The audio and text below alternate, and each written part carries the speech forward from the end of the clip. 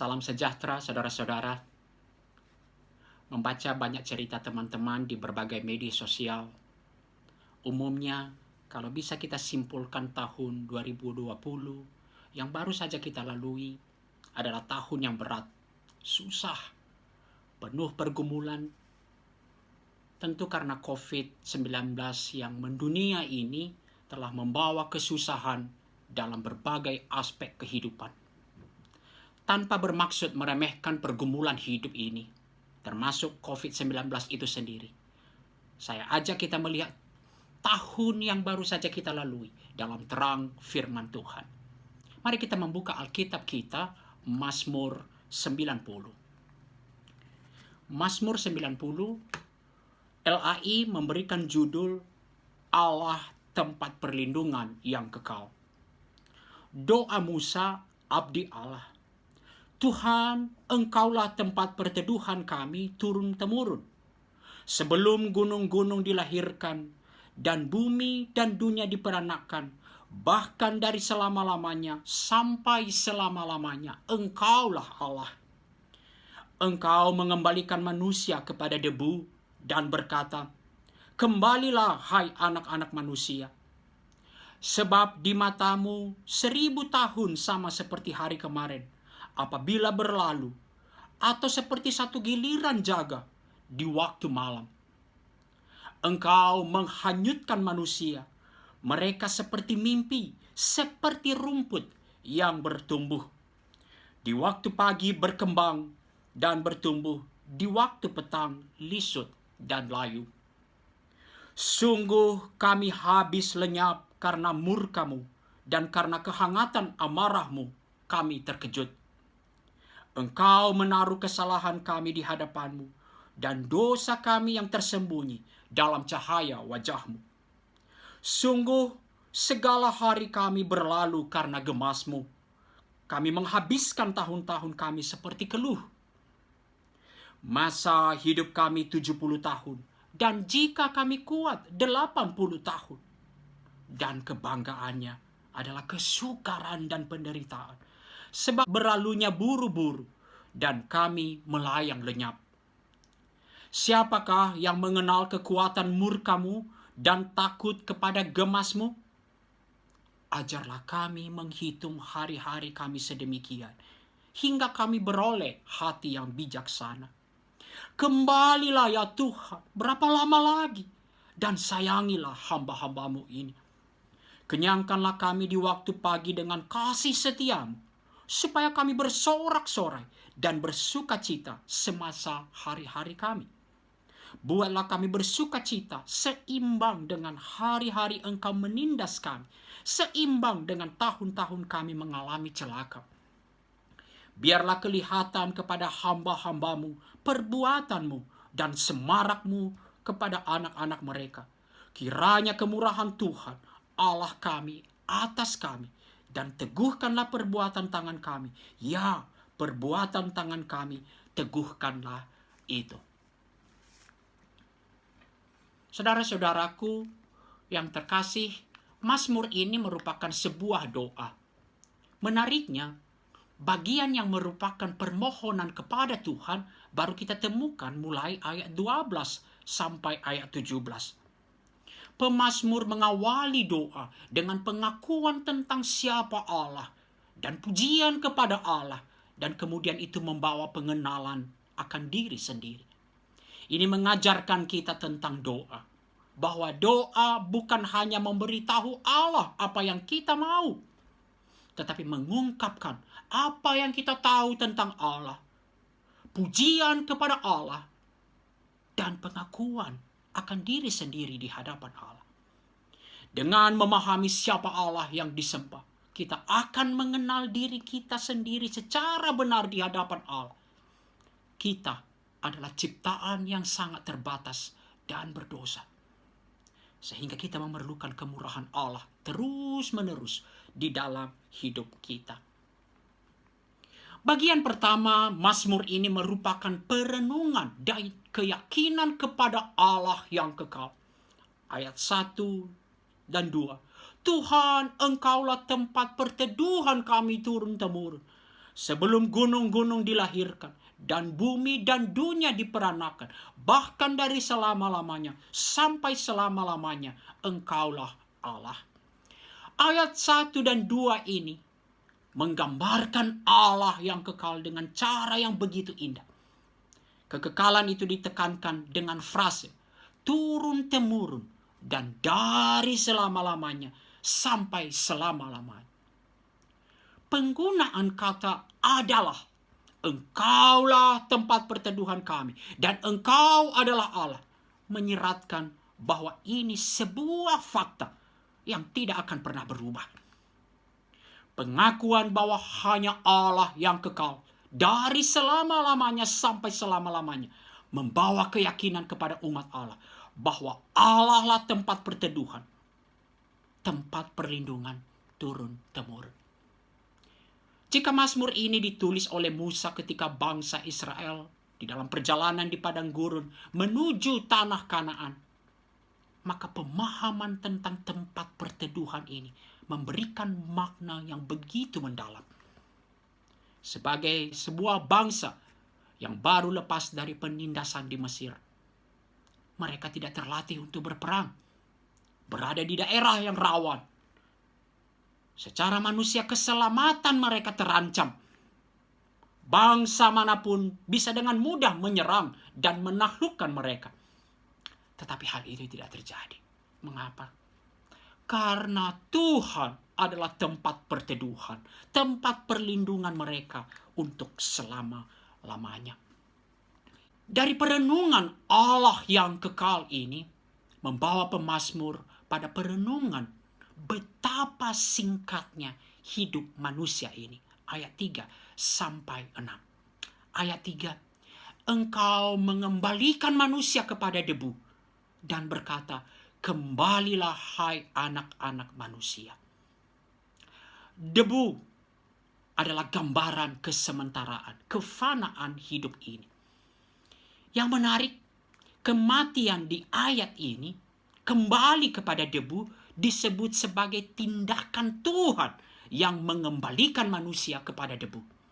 Ada dua hal yang bisa kita renungkan dari hal ini. Yang pertama, kefanaan yang ditandai dengan kematian akan tetap menjadi pergumulan manusia, termasuk umat Allah, orang percaya.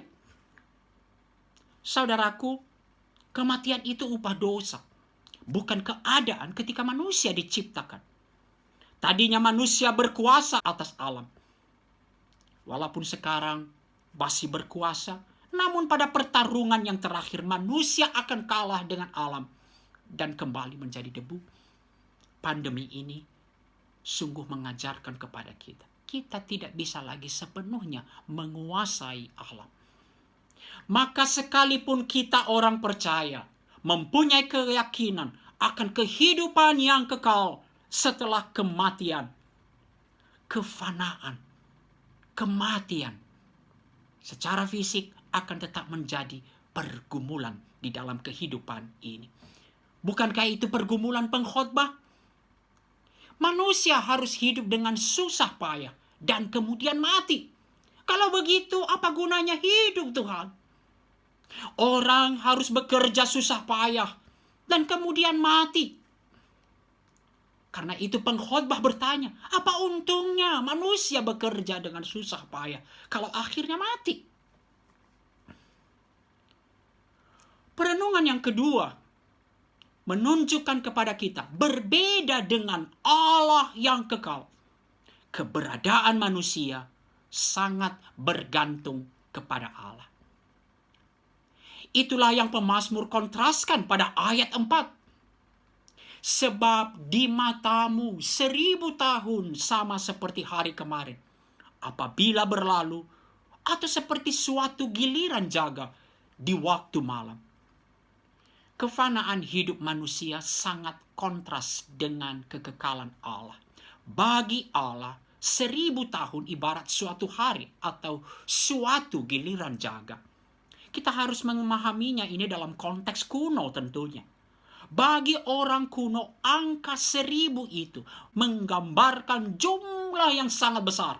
sementara suatu giliran jaga hanya berkisar beberapa jam saja. Dengan memahami betapa lamanya 1000 tahun dan betapa singkatnya satu hari atau suatu giliran jaga, kita dapat melihat kontras yang jelas antara kesementaraan hidup manusia dengan kekekalan Allah. Bahkan ungkapan di matamu 1000 tahun ibarat satu hari atau suatu giliran jaga menunjukkan sesungguhnya Allah tidak terbatas oleh waktu, tetapi manusia ciptaan dibatasi oleh ruang dan waktu. Saudaraku, betapa singkatnya hidup manusia. Seperti apakah singkatnya? Pemazmur kemudian menggunakan 2 ilustrasi untuk menggambarkan singkatnya hidup manusia ini. Ayat 5 dan 6. Engkau menghanyutkan manusia. Mereka seperti mimpi, seperti rumput yang bertumbuh di waktu pagi, berkembang dan bertumbuh di waktu petang, lisut dan layu. Ini metafora yang menekankan kefanaan hidup manusia, singkatnya hidup manusia. Gambaran pertama, hidup manusia diibaratkan seperti dihanyutkan oleh banjir. Dari konteks dan kalimat Ibrani, ilustrasi ini bisa kita mengerti sebagai engkau menghanyutkan manusia di dalam tidur. Dihanyutkan pada waktu mereka tidur mimpi. Dalam situasi seperti ini jelas tidak ada waktu untuk merespon atau mempersiapkan diri. Semua terjadi dalam sekejap tanpa bisa dicegah. Begitu pula dengan kematian pada saat menjumpai manusia. Begitu cepat tanpa bisa dihindari. Gambaran kedua adalah rumput yang dalam sehari sudah layu. Ini adalah gambaran waktu yang begitu singkat yang juga dipakai di dalam Yesaya 40. Yakobus 1. Saudaraku, tanpa mengetahui iklim di Palestina, kita akan mengalami kesulitan untuk memahami karena kita tidak mengenal rumput yang dalam sekejap bisa lenyap. Namun di Palestina terdapat sebuah fenomena alam yang unik. Pada waktu-waktu tertentu dari padang gurun Arabia akan berhembus angin yang sangat keras, kering dan panas. Dan tatkala angin ini menyapu rerumputan dan tanaman, maka semua itu dalam sekejap akan menjadi layu dan kering. Itulah gambaran singkatnya hidup manusia.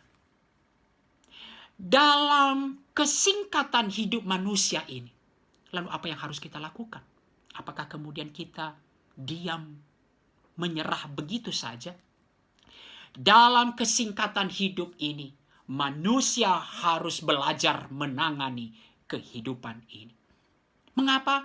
Karena ternyata hidup manusia sudah singkat. Kebanyakan hidup di bawah, di dalam murka Allah. Dan oleh karena itu diliputi oleh penderitaan. Ayat 7 sampai 9 kita lihat. Ayat 7. Sungguh kami habis lenyap karena murkamu, dan karena kehangatan amarahmu kami terkejut. Jika ini berbicara tentang Musa dalam perjalanan bangsa Israel ke Kanaan, ini menunjukkan realita banget. Hampir 40 tahun hidup diliputi murka Allah. Ini suatu realita. Realita kehidupan ini. Realita bahwa hidup ini tidak bisa sepenuhnya menyenangkan. Kehidupan ini tidak bisa lepas dari penderitaan karena manusia berdosa, dan itu membuat Tuhan murka. Ini membuat hidup yang singkat ini diliputi kesusahan dan penderitaan. Tentu, walaupun tidak semuanya disebabkan oleh dosa secara langsung ketika kita menderita, tetapi secara umum penderitaan tidak dapat dipisahkan dari dosa. Kalau kita baca Kejadian 3 ayat 16 sampai 19 menyatakan bahwa keberdosaan Adam menyebabkan semua manusia mengalami kesukaran, penderitaan, dan kematian. Itu adalah murka Allah atas dosa. Apa yang dinyatakan di dalam Mazmur ini, saudara-saudaraku, ini adalah bagi umat Allah, bagi orang percaya. Maka ini menjadi pergumulan orang percaya. Tuhan, mengapa setelah percaya kepada Tuhan harus tetap menderita? Mengapa kami umat Allah harus tetap menderita? Tetapi inilah realita kehidupan.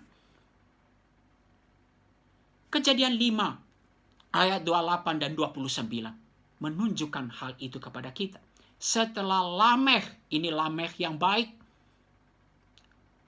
hidup 182 tahun, ia memperanakan seorang anak laki-laki dan memberi nama Nuh kepadanya. Katanya, anak ini akan memberi kepada kita penghiburan dalam pekerjaan kita yang penuh susah payah di tanah yang telah terkutuk oleh Tuhan. Kita hidup di dunia yang sudah dikutuk oleh Tuhan. Kita sendiri berdosa di tengah-tengah orang berdosa. Dan bahkan kita dipanggil mengikut Tuhan. Maka penderitaan sesuatu yang tak terhindarkan. Tuhan Yesus menyatakan hal itu kepada kita. Saudaraku, ini menepis pemikiran bahwa orang Kristen hidupnya akan lancar terus. Penderitaan tetap merupakan bagian pergumulan kehidupan orang percaya. Maka belajar menangani kehidupan yang singkat ini harus dimulai ketika kita menyadari kami habis lenyap dan terkejut karena murka-Mu, amarah Allah. Kata terkejut dapat dimengerti sebagai gemetar menyadari murka Allah. Murka Allah tidak hanya berhenti pada penderitaan fisik. Ayat 8, Allah juga menghukum kita dengan perasaan bersalah. Semua dosa kita transparan di hadapan Allah. Ungkapan di hadapan-Mu, dalam cahaya wajah-Mu, dan dosa-dosa yang tersembunyi. Memberi penegasan bahwa tidak ada satu dosa pun yang dapat kita tutupi di mata Allah. Tidak cukup sampai di situ. Bahkan seluruh hidup manusia dapat disimpulkan dengan satu kata. Ayat 9. Keluh. Sungguh segala hari kami berlalu karena gemas-Mu. Kami menghabiskan tahun-tahun kami seperti keluh.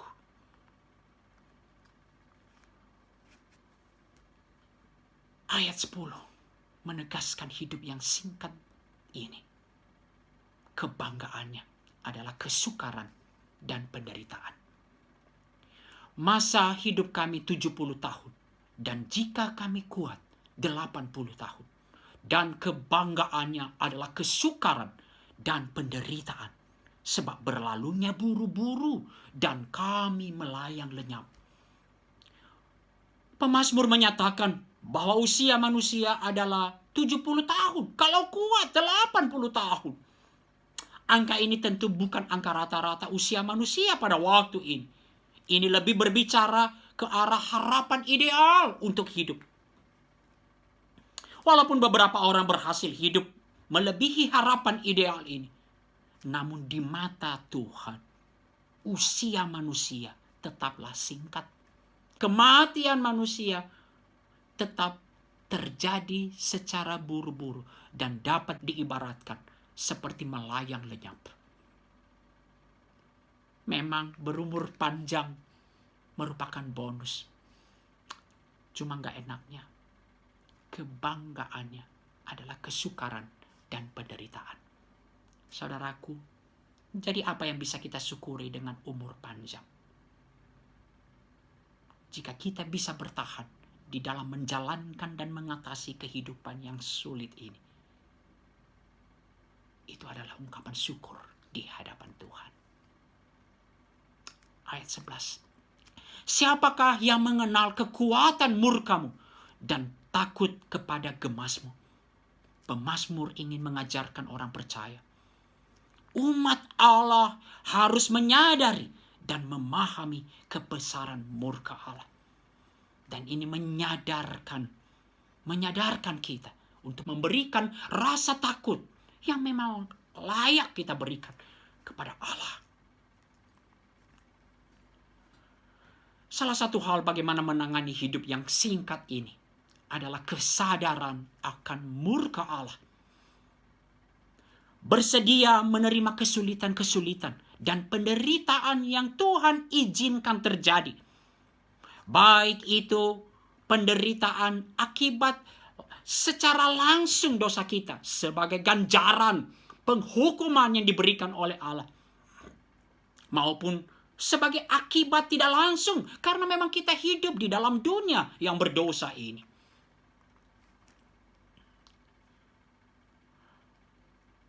Saudaraku, kehidupan ini bukan hanya sementara, tetapi juga singkat dan hidup di bawah murka Allah, dipenuhi penderitaan. Lalu bagian terbaik apakah yang bisa kita harapkan? Dan ayat 12, pemazmur masuk ke dalam suatu permohonan. Ajarlah kami menghitung hari-hari kami sedemikian, hingga kami beroleh hati yang bijaksana. Menghitung hari. Ajar kami ya Tuhan, mengerti akan kesingkatan hidup ini. Dan karena itu ajar kami mempergunakannya dengan bijaksana. Semakin bertambahnya hari, bertambahnya usia, dengan menyadari kesingkatan hidup ini, maka sebenarnya kita perlu memikirkan waktu kita semakin berkurang. Sehingga kita dapat mengerti urgensinya dari kehidupan ini. Bahwa dengan berjalannya waktu, kesempatan kita semakin berkurang dan semakin berkurang. Sehingga kita harus memaknai hari-hari kita dengan bijaksana. Menghitung hari ini membutuhkan pengajaran ilahi dan inilah permohonan pemazmur. Ini bukan suatu kemampuan atau kapasitas alamiah manusia. Tanpa pertolongan Tuhan, manusia tidak mungkin dapat melakukan hal ini. Menghitung hari berarti mengevaluasi atau menilai kehidupan ini dari hari ke hari agar mempunyai hati yang bijaksana. Dalam kehidupan yang bukan hanya sementara, tetapi juga singkat, hidup di bawah murka Allah dan dipenuhi penderitaan. Bagian terbaik apakah yang bisa kita harapkan? Bagian terbaik apakah yang kita mohonkan kepada Tuhan? Jawabannya adalah hikmat. Hikmat yang memampukan kita untuk memaknai hidup dan menangani hari-hari kita. Supaya hidup kita yang singkat ini tidak berlalu dengan sia-sia. Dengan hikmat ilahi kita dapat mengenal jalan-jalan Allah. Sehingga kita tidak perlu menambah penderitaan lagi akibat pelanggaran kita sendiri. Dengan hikmat ilahi kita akan disadarkan bahwa semua keterbatasan dan penderitaan kita hanyalah sebuah ajakan ilahi agar kita bersandar kepada Allah yang kekal. Dengan hikmat ilahi kita akan dimampukan untuk berkata seperti Asaf di dalam Mazmur 73. Sekalipun dagingku dan hatiku habis lenyap, gunung batuku dan bagianku, tetaplah Allah selama-lamanya. Dengan hikmat ilahi, kita dapat belajar di dalam penderitaan seperti pandemi ini. Penyingkapan-penyingkapan ilahi. Apa yang Allah inginkan bagi kita di dalam kehidupan yang singkat ini. Ada pepatah kuno. Aim for nothing and you will get it. Kita tidak bisa berkata biarlah kehidupan ini berjalan seperti air mengalir begitu saja. Jika kita tidak mempunyai tujuan apa-apa, maka kita akan mendapatkan, yaitu tidak ada apa-apa kehidupan ini. Kita perlu memohon terus kepada Tuhan. Ajarlah kami menghitung hari-hari kami agar mempunyai hati yang bijaksana. Saudara-saudara yang terkasih, jika Mazmur ini diawali dengan keyakinan kepada Allah yang kekal, Engkau adalah Allah yang kekal dari selama-lamanya sampai selama-lamanya. Engkaulah tempat perteduhan kami turun-temurun. Maka pemazmur mengakhiri doa ini dengan permohonan belas kasihan kepada Allah yang kekal itu. Dalam kefanaan hidup ini, kesadaran akan murka Allah diliputi penderitaan. Apa yang paling kita butuhkan di dalam melanjutkan perjalanan hidup? Apakah yang menjadi pengharapan, sukacita kita di dalam kehidupan yang singkat ini? Belas kasihan, kemurahan Tuhan. Ayat 13. Kembalilah ya Tuhan, berapa lama lagi? Dan sayangilah hamba-hambamu. Ayat 14. Kenyangkanlah kami di waktu pagi dengan kasih setiamu, supaya kami bersorak-sorai dan bersukacita semasa hari-hari kami. Memohon kasih setia Tuhan. Memohon Tuhan, jangan terus murka, jangan terus memalingkan wajah kepada kami. Dan Tuhan boleh kembali. Menarik, kata kembali muncul 3 kali dalam Mazmur ini. 2 kali di ayat 3 sebagai bagian dari hukuman Tuhan. Dan sekarang kembalilah ya Tuhan. Memohon kemurahan Tuhan. Kembalilah dari hukumanmu. Kembalilah memberikan kasih setia kepada umatmu. Memohon Tuhan surut dari murkanya dan memberikan kasih setianya. Dalam konteks perjanjian lama, pertolongan Tuhan itu sering digambarkan pagi hari. Ratapan 3 mengatakan selalu baru tiap pagi. Dan ini memberikan satu pengharapan untuk melanjutkan hidup ini. Hanya di dalam kasih setia Tuhan kita bisa hidup bersukacita sekalipun diliputi banyak penderitaan. Ayat 15. Buatlah kami bersukacita seimbang dengan hari-hari Engkau menindas kami, seimbang dengan tahun-tahun kami mengalami celaka. Kalau kita bandingkan dengan ayat 4 dan ayat 9, kembali berbicara hari-hari, tahun-tahun. Jika dikatakan di awal hari-hari yang penuh penderitaan, maka sekarang pemazmur memohon, buatlah kami bersukacita seimbang dengan hari-hari Engkau menindas kami. Mengapa memakai kata menindas? Engkau menindas kami. Ini adalah bahasa Tuhan sebagai first cause dari segala sesuatu. Bahwa semua penderitaan yang kita alami terjadi karena Tuhan menghendakinya atau mengizinkannya. Saya kutip misalnya Amos 3 ayat 6. Adakah sangkakala ditiup di suatu kota dan orang-orang tidak gemetar? Adakah terjadi malapetaka di suatu kota dan Tuhan tidak melakukannya? Penderitaannya dialami oleh umat Allah. First cause-nya adalah Tuhan. Karena memang tidak ada yang terjadi kalau Tuhan tidak menghendakinya. Jadi saudaraku, ketika dikatakan, buatlah kami bersukacita seimbang dengan hari-hari Engkau menindas kami. Udah bagus kalau hari-hari bahagia seimbang dengan hari-hari yang susah. Mengapa? Hidup di dalam dunia berdosa. Kita masih berdosa. Harusnya secara logis lebih banyak hari-hari susah.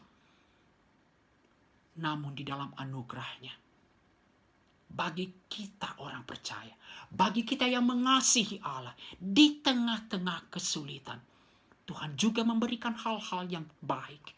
Di tengah-tengah kesulitan, Tuhan mengerjakan kebaikan bagi kita yang mengasihi Dia. Dan terakhir permohonan dari pemazmur, ayat 16 sampai 17. Biarlah kelihatan kepada hamba-hambamu perbuatanmu, dan semarakmu kepada anak-anak mereka. Kiranya kemurahan Tuhan Allah kami atas kami, dan teguhkanlah perbuatan tangan kami.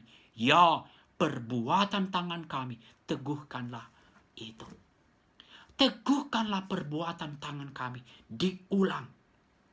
Tentu saja ini sesuatu yang penting. Apa artinya ini? Biarlah perbuatan tangan kami tidak sia-sia. Itu hanya bisa terjadi kalau ada kemurahan Tuhan. Ini menunjukkan tidak mungkin sebenarnya perbuatan tangan kita bisa diterima oleh Tuhan. Tidak ada perbuatan baik yang baik pada dirinya sendiri. Perbuatan tangan kita hanya bisa tidak sia-sia kecuali Tuhan berbelas kasihan. 1 Korintus 15 ayat 58. Karena itu saudara-saudaraku yang kekasih, berdirilah teguh, jangan goyah, dan giatlah selalu dalam pekerjaan Tuhan. Sebab kamu tahu bahwa dalam persekutuan dengan Tuhan, jerih payahmu tidak sia-sia. Apakah perbuatan itu sendiri pada dirinya sudah benar? Tidak. Hanya Tuhan yang membenarkan, memperhitungkannya sebagai kebenaran. Perhitungkanlah perbuatan kami sebagai kebenaran. Karena kalau tidak, seperti kata Yesaya, perbuatan-perbuatan baik kita seperti kain kotor di hadapan Tuhan. Saudara-saudaraku, jika kita memahami Mazmur 90 ini, kita tidak akan terus komplain. Terus-menerus hanya mengeluh. Kalau kehidupan ini ternyata banyak kesulitannya. Itu adalah realita. Jika kita benar-benar percaya apa yang dikatakan Alkitab. Penderitaan, gak usah heran. Tahun 2020, COVID-19 ini memang begitu mengejutkan. Kita tidak pernah membayangkan sebelumnya. Tetapi berbicara pergumulan dan penderitaan yang diakibatkan, gak usah heran. Itu realita dari kehidupan yang fana ini. Tetapi sayang sekali, kita lebih banyak dipengaruhi oleh dunia ini di dalam pemikiran kita. Sehingga ketika Tuhan memberikan atau mengizinkan penderitaan terjadi di dalam kehidupan kita, kita selalu berkata, Tuhan tidak adil bagi kita. Mengapa? Prinsip dunia, we deserve the best. Kita pantas mendapatkan yang terbaik. Mengapa kita begitu sulit mengucap syukur kepada Tuhan? Ketika sedikit kurang baik, loh Tuhan kok begitu? Dan kita menyalahkan Tuhan. Mudah marah kepada Tuhan. Karena kita mempunyai konsep yang salah. Kita pantas mendapatkan yang lebih baik dari Tuhan. Apalagi kalau kita merasa bahwa kita sudah ambil bagian di dalam pelayanan. Kita sudah melakukan apa yang baik kepada Tuhan. Maka saya pantas mendapatkan hal yang baik. Hidup ini fana, singkat, diliputi kesusahan dan penderitaan. Maka mari terus memohon Tuhan. Tuhan, ajar kami menghitung hari. Tuhan, karuniakan hati yang bijaksana, hikmat ilahi, untuk terus memaknai hidup ini. Memaknai hidup yang singkat ini. Mari terus memohon dan bersandar kepada kasih setia Tuhan. Dalam kedua poin inilah ada pengharapan dan sukacita di dalam setiap musim kehidupan kita. Amin. Selamat tahun baru 2021. Mari melanjutkan perjalanan kita di dalam kasih setia Tuhan. Kemuliaan hanya bagi Tuhan.